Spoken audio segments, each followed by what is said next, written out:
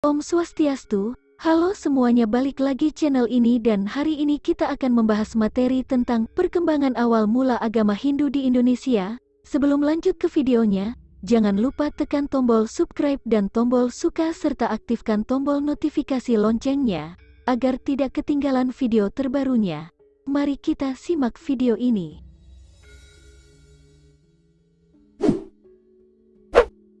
Menurut catatan sejarah, masuknya agama Hindu ke Indonesia diperkirakan sekitar awal abad keempat. Ini ditandai dengan berdirinya kerajaan Kutai dan Tarumanegara yang bercorak Hindu.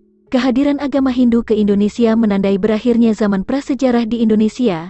Ciri-ciri peralihan zaman prasejarah adalah dengan dikenalnya tulisan. Hal ini dibuktikan dari beberapa prasasti yang ditemukan yang berasal dari kerajaan Tarumanegara yang menggunakan tulisan Palawa, tulisan asli India. Ini membuktikan bahwa agama Hindu masuk ke Indonesia dan mengakhiri masa prasejarah di Indonesia, memasuki masa sejarah.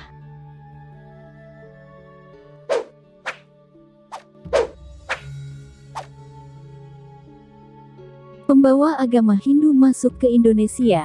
Banyak teori yang mengemukakan bagaimana agama Hindu masuk ke Indonesia. Teori-teori tentang pembawa masuknya agama Hindu ke Indonesia adalah teori Brahmana.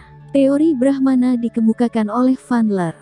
Vandler berpendapat bahwa agama Hindu dibawa oleh para Brahmana atau para pendeta ke Indonesia.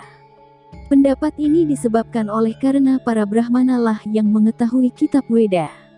Selain itu, kaum Brahmana yang bertanggung jawab dalam penyebaran agama Hindu, termasuk ke Indonesia.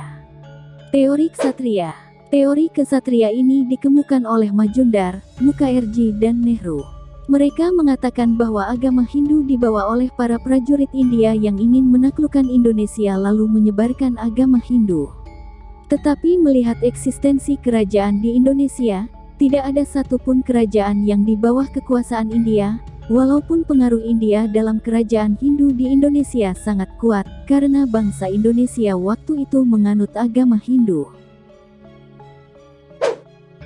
Teori Vaishya. Teori Vaishya dikemukakan oleh Krom. Menurut Krom, agama Hindu masuk ke Indonesia dibawa oleh para pedagang atau golongan Vaishya.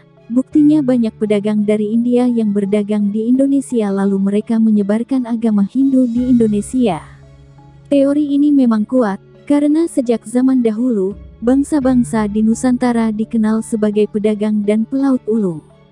Sehingga interaksi antara pedagang di Nusantara dengan pedang India sangat memungkinkan. Teori Sudra.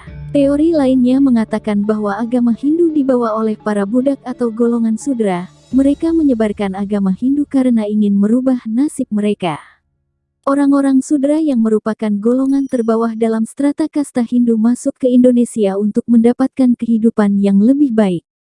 Tapi, teori ini tidak terlalu kuat, karena secara rasional, pengaruh kaum Sudra untuk menyebarkan agama Hindu tidak terlalu besar dalam mempengaruhi masyarakat di Nusantara. Teori arus balik. Teori arus balik ini menyatakan bahwa bangsa di Nusantara belajar agama Hindu di India lalu menyebarkan kembali di Indonesia. Teori ini kuat, tetapi menurut catatan sejarah, orang-orang di Nusantara baru belajar agama Hindu ke India, pusat agama Hindu, setelah beberapa kerajaan di Nusantara menganut agama Hindu. Ini dibuktikan dari sejarah kerajaan Sriwijaya, yang mengirim beberapa orang untuk belajar agama Hindu di India.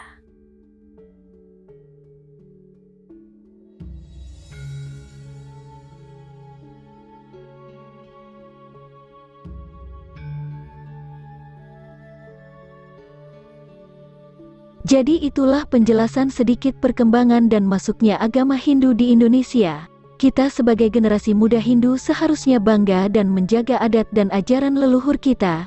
Jangan lupa tekan tombol subscribe dan tombol suka serta bagikan ke sosial media yang kalian punya. Support terus channel ini agar lebih berkembang. Terima kasih Om Santih, Santih, Santih Om.